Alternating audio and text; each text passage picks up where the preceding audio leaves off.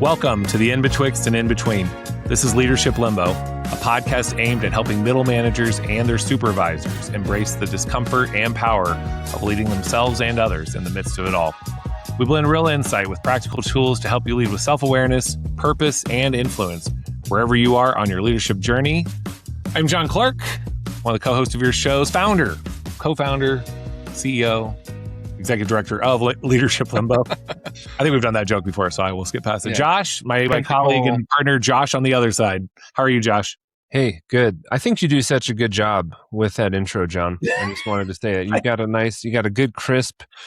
I'm a little envious of your radio voice, and I think, it's good. Just about nice enthusiasm. Job. Sometimes at church or other places, I will sing. I'm not afraid to kind of sing. And then somebody, typically old ladies, will turn around and go, like, you have a nice voice. And I just say, I'm enthusiastic. I don't know if I have a good voice, but as long as you're enthusiastic, it hides a lot of the my lack of training, my lack of voice training. So, and then they turn their hearing aids on after they say it. So, no, I didn't really hear you singing. You just I didn't hear you. What are you saying? Yeah, that could be fair. That's why they're the other ones who compliment me. They can just feel the vibration, though. Yeah, even if they can't hear the actual words, they just feel this baritone. You know, that's good. Is that where you'd put? Are you a baritone? I mess with it all the time. I should just do like the deep singing. Yeah, I should just do that. But then I try to pretend like I have some sort of melody, and I'll try to fluctuate, and then it also depends if it's a Sunday morning where my voice is a little rough, then I just do this the whole time. You know, so. But yeah, I don't think I'm a baritone if I were to sing. No, I wouldn't say so. Probably a tenor. I don't know the difference between alto, tenor. I get. So for our listeners, starting at the very highest pitch is a soprano, then alto, and then tenor, then baritone. I would like to be a tenor is what I think I like to do, but I think I probably need to be more of a baritone on a consistent basis. But yeah, I mean, my voice still cracks. I must be like 14 still. I don't really know, but anyway. So, but you have a nice voice. I know our listeners think so, but if you do want to chime in on this one to our listeners, let us know who you think has the even crisper radio voice to open, and the winner will buy the other person a beer. Oh, that's good. Yeah. Who has a good voice is my son, Sam. He is really into the song Beautiful Things by Benson Boone. You heard this song? Mm-hmm. Yeah. Yeah. He loves it. And not only does he like to sing it, he will rock his head while singing it. And like his eyes aren't closed all the way, but they're squinted. So I'm now I've already got in my head of like, how can I get my kid to become a great performer and make a ton of money, and then I'll have this video of him singing this at the age of 4, so it's a before they were stars sort of age. I think this is what parents think all the time. They catch their kid with one thing kind of good, and they say, I'm going to make you famous, and that's how we end up with kids. Britney Spears. That's how we end up with. Not the first time Britney Spears has come up on this podcast. All right, with that said, good start. We want you to download our podcast wherever you get your podcasts. Please give us that 5-star review. We're also over on YouTube, which we do recommend because we do have a tendency to share a lot of images and visuals. So checking that out and being a part of that. Beyond downloading and listening, which we hope you do, we hope you share and we hope you contribute. We'd love your ideas. We've been doing this now for our 3rd season. We're, I think, around or over 50 episodes. And so we're always looking for new ideas too that are hitting our people, particularly in that moment when it comes to leadership in general, the tensions of leadership we try to unpack, the tough role of being that middle manager. And so we're really open to new ideas and new things to explore with you. So please let us know. And with that said, I think today we're really excited about today's topic. And I'll give a little bit of an overview of how we got here. And then Josh will kick us off with a little bit of a story, which is today we want to talk about delegation. And we're brainstorming back and forth, have a number of ideas. And one of the things that I noted was, I think it would be great to talk about something pretty practical, pretty, straightforward, not too heady. We have a tendency sometimes to get into heady topics. And Josh said, well, what about delegation? And I think that delegation is an interesting one in the same way that a few weeks ago, we talked about communication is always the challenge that people talk about when it comes to their teams. Delegation is something that comes off a lot when leaders are talking about challenges they're facing, or when we're trying to give feedback to especially kind of top of the leadership, top of the team sort of work as a leader, is you need to delegate more. And I don't think we're taking the approach to this episode of, oh, that's an overused frame. It's actually something else. I mean, there's something to it. We want to really get into, great, if you know delegation is a problem, let's explore the different ways to think about delegation, how it shows up, what its purposes are. And I think it's a really interesting concept that's going to tie us back to things such as servant leadership. Where does delegation fit in with that? Extreme ownership. I mean, honestly, communication. I mean, many of the topics we've talked about recently and overall, delegation fits into that. And so we've talked about delegation. I don't know that we've had a single episode dedicated to it. So we're excited to jump in here. And so, Josh, would love for you to take it from there. I know you have a story you want to tell to kind of get us going on this. Well, I had a story, and I want to do a different story now, Great. because I have a story that was from my side of the table as the person being delegated to, and I think all of us can probably relate to a time in which somebody delegated something to us, and it just didn't go so well.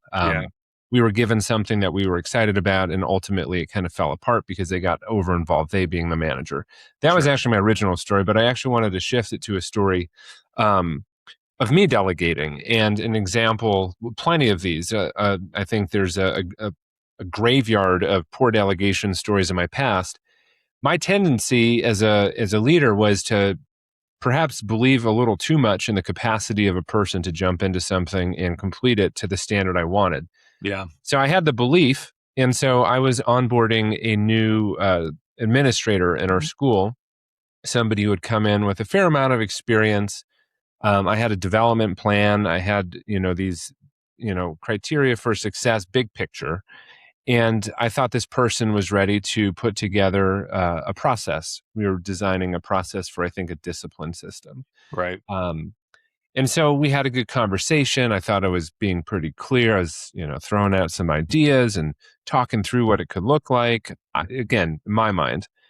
And, this was meant to become something that would be in the front of, in the hands of 50 staff members in about a week. So clear, articulated, professional looking, multiple pages, answering all of these questions. And so I gave a deadline. I made a kind of interim checkpoint. I said, let's just check in here with how's it going? And, went forward. That was about it. I said, do you feel good to go? Oh, yeah, she said. Of course. Yeah, of course. Got you. And then I missed the check-in, I'm sure. I'm sure it was a quick, hey, how's that going? Oh, yeah, it's coming along. I have a lot of good ideas, whatever. And then the deadline comes. We're a couple of days out now from delivering this to the staff. And what I get was literally a half-page outline of something that wasn't even clear to me. Yeah. And I was like, so what happened? They're like, what do you mean? And so anyways, without going into the rest of the story in too much detail, basically, I had this vision of something very clear in my mind. And what I got was something much, much different. And so in kind of stepping back, I think those types of examples of you as a leader, as a manager, supervisor, whatever, of delegating something, getting something back that's an example of something way far off from what I thought. Right. But I think there's a lot of examples of things that are just different from what we thought, or a little bit less than what we thought, or over the top, or just missing the mark. And that's the kind of work in organizations that creates a lot of frustration for both parties involved, for the manager, for the person who was given the task, who put work into that task, only to find out upon a deadline that it wasn't what was needed. And so thinking about time being wasted, emotional reactions and frustrations for both parties, missing the mark with what you're supposed to deliver.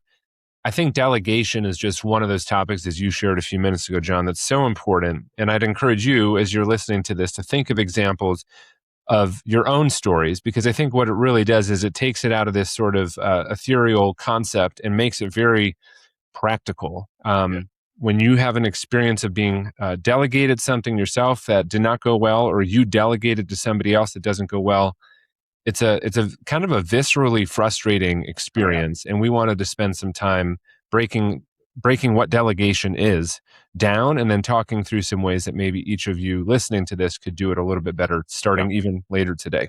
Yeah. And I think as we go through this, Josh, it'd be interesting to keep yours top of mind, because as you explain it, and that example that resonates with me deeply too. I could probably have innumerable examples from my own career of doing things like that. It'd be great to come back to that and say, in this moment, this is something that I did that didn't set this person up well, or this is what they heard that was different than what I intended. And so let's keep that in mind. And as our guest, as our audience is thinking about their own examples, ask yourself as we're walking through things today of where, oh yeah, that resonates with the experience of how I tried to do that delegation, right? Right. And so, yeah. So what is delegation? Let's start with that. We found a very basic definition from Merriam-Webster for this one, but we really liked it. We thought it was rich enough that it's simple enough and rich enough that we can break this down. So delegation is the process of giving tasks, duties, and decision power to another person. So I'll say that again, really emphasizing those three things because we're going to talk deeply about them. Delegation is the process of giving tasks, duties, and decision power to another person. Okay. One thing I'm also interested in keeping in mind, and I don't know if it's a tension, but just a thread that I want on our mind is the word development in this as well, right? We talk a lot about development in our work because we believe that great managers do that. That's their job, is the development of others, right? So keep that in mind. We might thread it in and out. We might talk about it separately, but want you to think about, well, where does development fit into this? So let's talk first about the first one, which is task. So this is what you're doing, right? This is a very basic, you're in charge of this day-to-day aspect of the work. You're going to be in charge of delivering this thing on a weekly basis. They are, I don't know, I think of task as much more singular, right? Mm-hmm. Maybe a less complex process or system. We're not redefining strategy here. It's more about day-to-day operations. Josh, why don't you fill in any gaps there with task or you would add to what a task is and where that fits into the delegation process?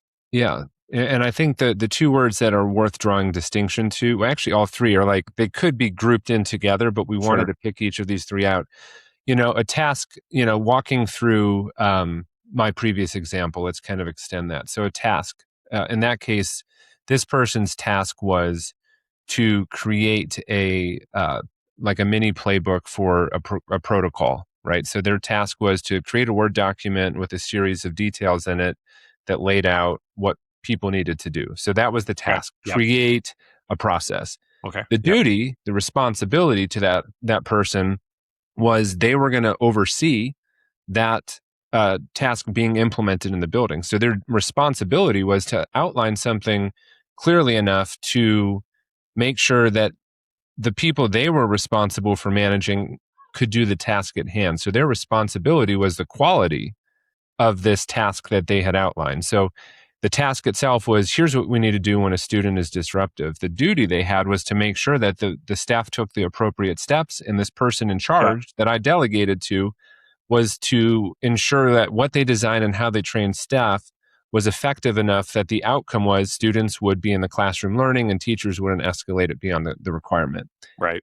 The third element, decision power, would be at what point in any of this process of creating the document in terms of managing staff that the person I was working with would actually be involved in making the decision. So for example, here it would be they could make a decision about what the policy itself could say at large. Or maybe I said their decision-making right was you get to decide what happens when a student is sent to your office. And in that moment, you get to decide what your strategy would be. Or you might decide the role of the other people and how they execute. And that we're going to let you get to make the decision with your team and how they're used. Right. That's right. Right. So each of those things is slightly distinct from each other. The task is literally what the person's doing. The duty is what are you responsible for? And the decision-making power throughout the process is where am I as the supervisor either getting involved to say, hey, thanks for bringing me this idea, but I either put my rubber stamp of approval on it or I say no, or that's not real decision power, or no, this is something that after the fact, you're just going to inform me where you've decided to make a decision around this matter. And being clear up front in delegation about all three, we'll get to that later, helps to create a better culture of delegation. But we often find that one or more of those gets either blended into the other, or we don't even give that clarity to the person as we move forward. Yeah, it's a good point. And that's where I was going to add on is it sounds nice the way you're talking about it. It was these very, this part of a bigger process that someone who's intentionally thought about all three parts of these when delegating something to someone. But often, and I do think there's times where you just, for example, there are certain duties that have already been created and due, and now I am delegating a duty to you. So in this case, where the person creates the protocol, there are others who have to be delegated the duties of that protocol. They don't get to make the task and they don't have any decision making. They just get to do the duty. So there is parts of that, right? But yeah, I think to your point, the more that when we think about delegation, we think about this complete, all three elements are a part of it and thought through, the better. But I think often what happens is either we fail to do that and we're just ultimately assigning a task. We don't think about the other parts of this so that the person feels fully empowered. Right. Or it's all mixed together and kind of confusing. And Yeah. so I think that's a really good point. So keeping those three in mind as part of your delegation process is really key. Or being very clear of this is me delegating a duty. And there is no decision right in this. And you're not creating anything for this. Like you're just part of the process because we all get assigned duties and things that we have to do. Right. That's right. That's right. Okay. Yeah. So yeah, good to think of all of those. I think it might be helpful. You've kind of created a nice segue here for let's go to it. Yeah, a few ways that this breaks down. We're not going to leave you with this to like as a hang, like, oh, this is how it breaks apart. We want to start with that, but then we're going to move it into a place where, okay, so what do you do about it? Right. I think there's a few different ways, and probably beyond what we'll talk about here, that delegation breaks down. And I think, John, you just alluded to one in which you've given tasks to somebody, but you've given them no real authority, right? So you've given them to some degree a task, but then they have no ability to weigh in on how that plays out. And again, this is all context based. So it's very, to your point, yeah, there are some things that could be a very basic task. But here's one example. I was thinking about it this morning. I dropped my kids off at school, and the staff at the school have been delegated the responsibility of being a crossing guard. So there's people wearing yellow vests all around. The task is that they have to check in at 8:00 and go to manage the stop or the crosswalk, right? Yeah. They do have some degree of decision making, though, right? In that moment, if they see a student crossing not at the crosswalk, their decision is, I get to tell that kid whether or not they should go to the crosswalk. And so far this year, they've told them to do that. Right. So in that case, you see an example where they have a task and they had some decision making power. But where it breaks down is that if you were to say, hey, John, you're going to be our crossing guard, but anytime a kid crosses the street, you need to radio into me in the front office to let me know somebody hasn't crossed the street. And then I'm going to let you know what you should do with that. Right. Like that would be a very weird example. Like nobody probably would say that. But to kind of make the point, you can be given a task, not be given much decision making power. Well, but I will also note in that, and this is this is where, this is where thinking comes in. I can't also just trust those people to make a bunch of decisions. I can't say, hey, you're the crossing guard of this day, so you get to choose where the crosswalk is. You know what I mean? Like you don't get to change the spot and change the game every day, because if everybody's making a unique decision every day, then nobody can operate this thing effectively. So it still has to, that's where you have to determine who's the one person who decides where this thing goes. Now, in this case, the way that they've made the crosswalk and designed the crosswalk is how that's done, right? But ultimately, you also just can't leave a bunch of decisions to everyone. And so, right. But in terms of the development part of this, am I only giving tasks to people I develop and never allowing them to make their own decisions because I'm baking in all my decisions already? I'd be curious, Josh, when you think about that example you gave earlier where you had this clear idea of what this person would create, in that, did you intend for them to make some decisions, or were you hoping they would just replicate what you were like, I don't know, trying to translate to them or transfer through this good process? Question. I was probably hoping they would be making some decisions about how to design this and come to the table with some real recommendations even, but I hadn't articulated that. I didn't say, this is where you're going to decide, this is where you make a recommendation. It was really just like, I felt like I was being an inspirational leader and saying, I believe in you. Yeah. But ultimately, they didn't have the skills, clarity, and examples to build it out. So we're going to get to that in a few minutes too. All right, you got the next one too. Yeah, I think another example, this is a little bit more nuanced, and I think it's tricky to think about, but where somebody actually has a fair amount of decision-making rights, but they don't have a whole lot of, there's really no duty or responsibility they have available to them. So you kind of think of somebody who is like making decisions. So let me think about in that example I started with. In that case, I have the decision-making power to say, hey, I want this person on our team to go out and build this thing. But then I had no oversight of that person after that fact. Right. So I wasn't helping them build this. If they went off and made a decision on their own, I wasn't really accountable to it. So I was I could have been the person, hey, I'm just in charge, but I'm not going to actually be part of anything after this to help make sure this goes well. And I think sometimes you think of this as kind of the distant leader who basically says, hey, I'm going to give you the decision here. You need to make sure that this goes well, and you're never going to see or hear from me again unless it goes poorly. Yeah. And I'm not going to help you to get there. I'm not going to challenge you to get there. I'm just going to say, this is what you're responsible for. Don't F it up.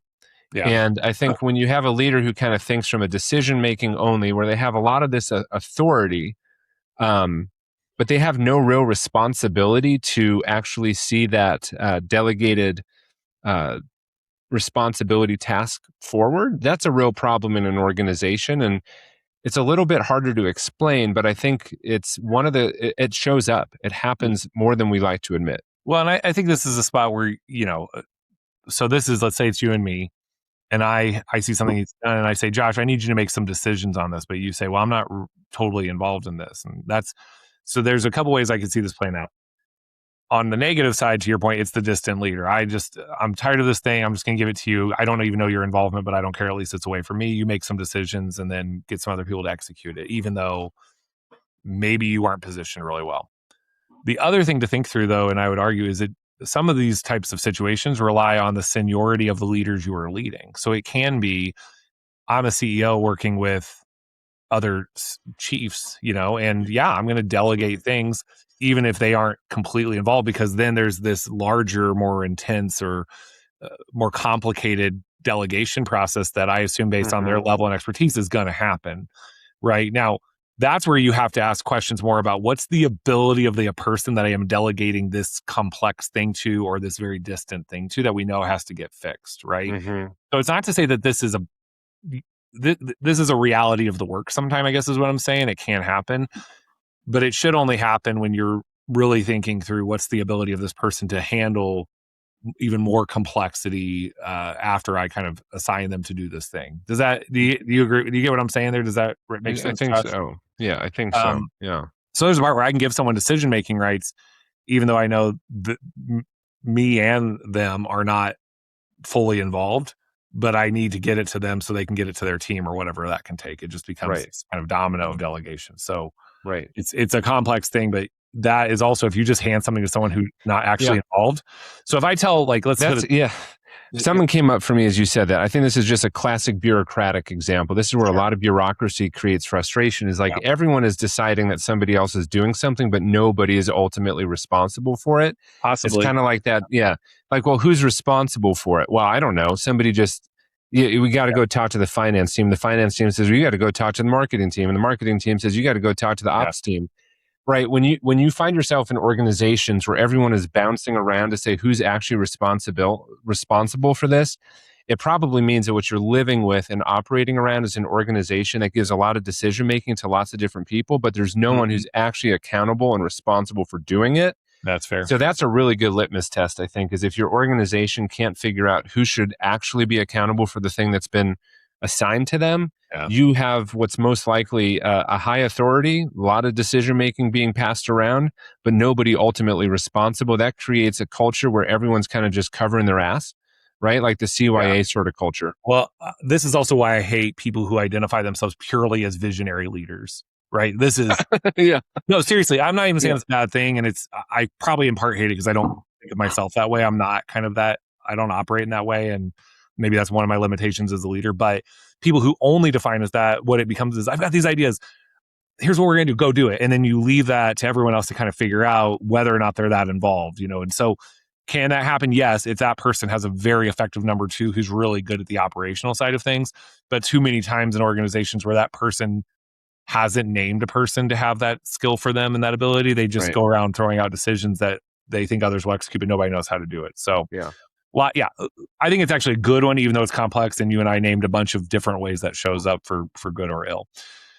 Okay, so this is a great one. We talk about this one all the time. this will fall apart. Delegation will fall apart if you have delegated, even if you've done this well. I've delegated. Here's the task and the duty you need to do. Here's the decision rights you have. We've done that together. But then I come in to save you before failure happens, or I see failure happening, or I predict it's going to happen, and I go ahead and save it anyway. Okay, so this is whereas I think some of the other things that we've talked about get you into victim or villain status. This is the most easy way into hero status in the Cartman drama triangle, because you have thought so greatly of yourself. I've made this decision to delegate, but man, before that person can fail or mess it up, or get a chance, an opportunity to learn from a failure, you do it for them. And there's no greater way also to lessening your influence with that person, or having them to feel that you don't trust them, right? Because before they can even see it unfold, you've already changed it or saved it. So pretty basic one we've talked a lot about. Yeah, it's good though.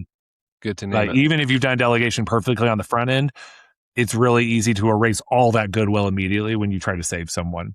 Thoughts on that before we go off to the next one, Josh? Nope, super clear. And this one is actually last one here. We'll call it hands-off leadership. This ties a little bit what Josh was talking about, and about these bureaucratic places where there's a lot of people making decisions with no one to execute it or no skin in the game. But this one is a lot more, I think, of what we see most often. And, we want to name this can happen, and people are pretty stressed. Their jobs are complex. They just have too much on their plate. They, whatever. Maybe they're learning the executive functioning of their role. They don't know how to manage everything or organize things. And so what do? This is where I think earlier when I said delegation becomes that thing that we say, well, I just need to be a better delegator. This is when we're just using it as a crux, that concept of delegation, instead of being really intentional of what does it mean to delegate well. And it just becomes take all of this, you've got it. I'm going to sit back and worry about my own thing. Or maybe, more a worse way of saying that is they are just hands off and they don't care, and they're not paying attention to what's going on, and they're not developing their people. They just assume, well, it's your job to figure this out. So I think it can be for more bad reasons. It can also just be, I want to be sympathetic to people that it does overwhelm you, and you become hands off as a leader. You kind of fade into the background. This is where victim mentality can fit in as well. Well, I think this one manifests in the language you often hear of like, well, I hired you to do this job, right? I hired you because you're supposed to be good at this. That may be true, but I think when you're saying that in a reactive way of like, well, what did I hire you for if it wasn't to do this? It does not acknowledge the word you mentioned earlier, which was development, which I think we're going to get to now. I think. Well, and to that point, this goes back to a previous episode of ours, very much on extreme ownership, where we said the thing we hear from people is, I just want more people to own things. Yeah, you can help people own it, but if it's just ownership, assumed ownership without any lens of development, which you're saying here, that's the problem. So okay. Well, let's go to So Josh, John, you guys have defined a lot of problems with delegation. So what do I do about it? I think we've hinted at a couple things, and we're going to, for our audio and visual listeners, those who are listening and watching on YouTube, for example, you're going to see this image, and we'll put this in the show notes afterwards as well.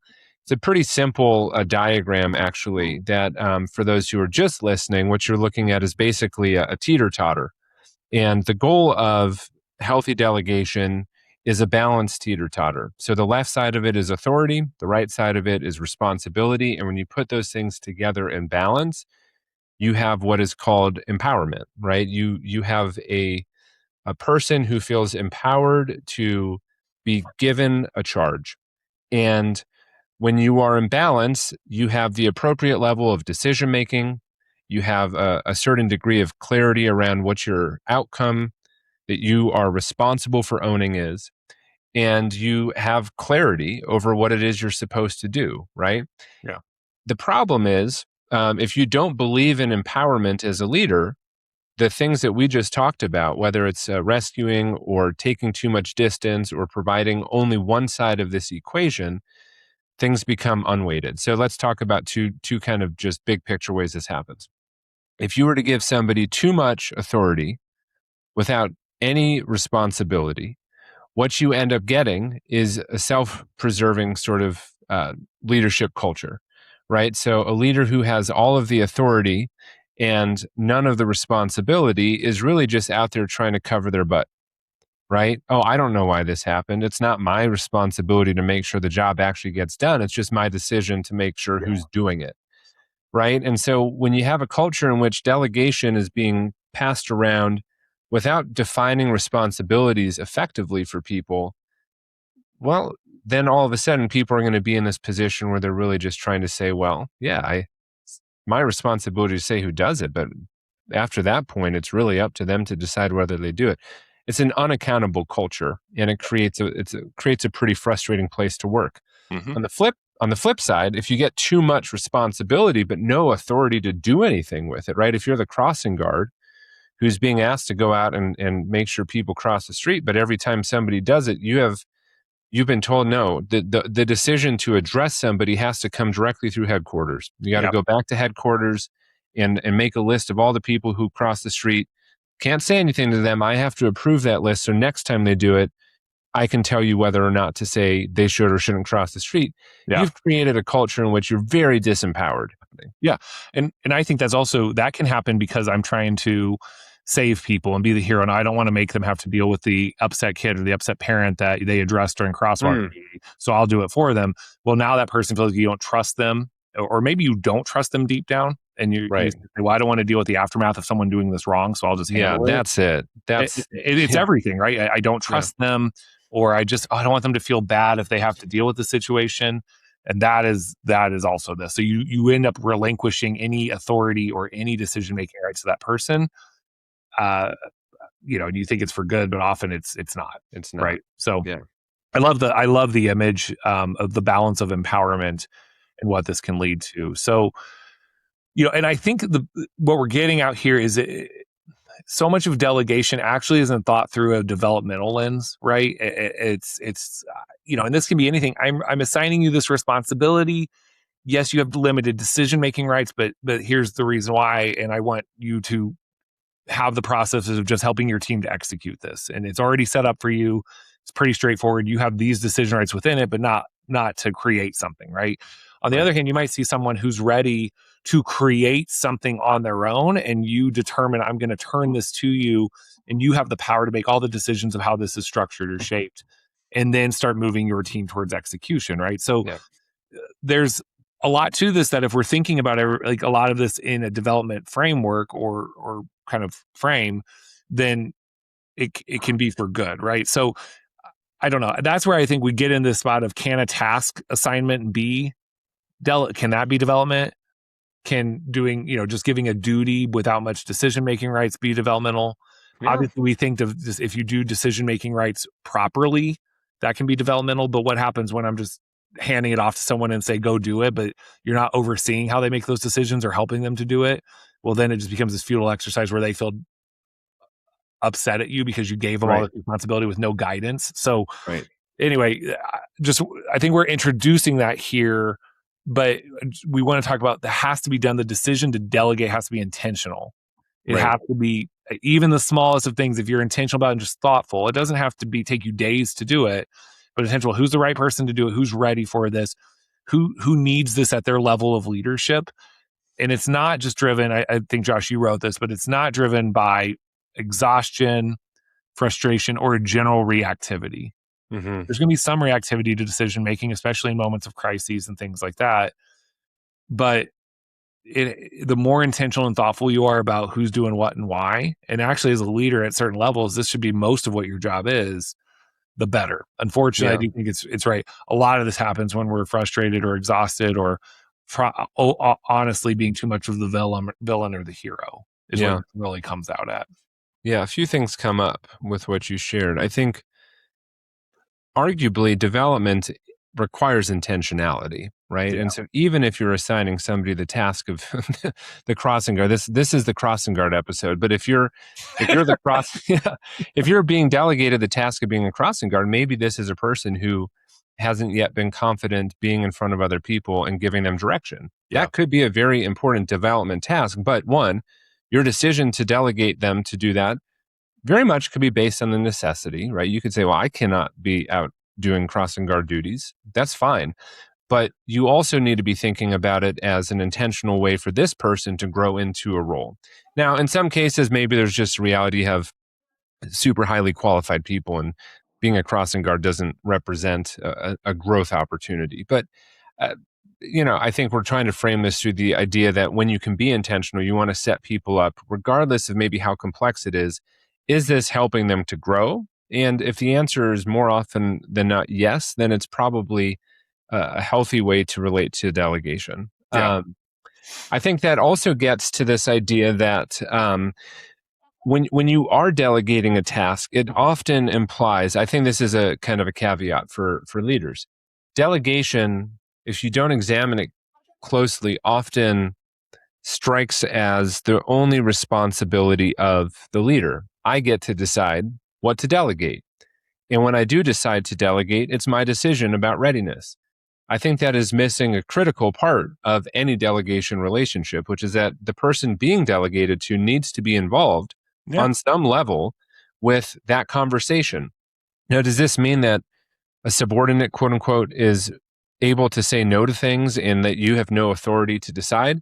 No, that's not what I'm saying. But I do think often a blind spot for early managers is that when they do bring up a delegation task to somebody else or delegation responsibility, they say, this is what we're doing. I think you're ready for it. Go off and do it. I think that what that's missing is a little bit of curiosity. Yeah. And I think that conversation really should be two ways. I believe you're ready for this. Can you tell me how you think about this task coming up? How do you feel about it? Do you feel ready for it? Even if the answer is I'm not quite sure, that opens up the door to being able to provide the level of support and challenge needed. Yeah. But a delegation decision cannot always just fall to the side of the person delegating the task. It needs to be a two-way street. What do you think about that, John? No, yeah, I agree. I think these last three things that you wrote out here, Josh, I want to really hit them hard and make sure people are clear on them and that they don't get muddled together. I think one thing you're getting at there, and this goes to strategies for you as the person delegating things. I think what Josh is talking about, though, is if you're only thinking about this as a one-way street of we're only thinking about me as the delegator and this person receives, then we're forgetting the other side of this. This is the same with communication. Who's the person receiving that information to and what's their role in it? So the first one is if I'm delegating, I think number one, align delegation responsibilities according to readiness and skill. Readiness and skill. Okay. That is what Josh was just saying about. I'm asking this person about their readiness, their desire, how much they're ready for this. So as a leader, when I was thinking about changing our complete bell schedule and how classes ran, I assigned that actually to one of my senior leaders, and she led a process of getting other people's input, of designing options, of getting feedback. So it was way more complex, and I would not have given that to a first-year leader at all, right? So and she wanted that. She was very excited for that. And it was a great process for us to walk through together. So I think that is a key one. This goes back, and Josh, maybe as a second point, work with that person then, again, involving that person for, to identify the key elements. Ultimately, what is the task? What is the duty they're going to play in that? And let's decide together what true decision rights you have. This helps you and them so that they aren't assuming they have decision rights that they don't. And it holds you accountable to not, inferring or giving them or telling them decisions have been made and then acting like they actually have decision rights that they actually don't have. Right. So you're doing those three things. And I love that, Josh, that definition says what's the task plus the duties plus decision rights. And let's think through those. Right.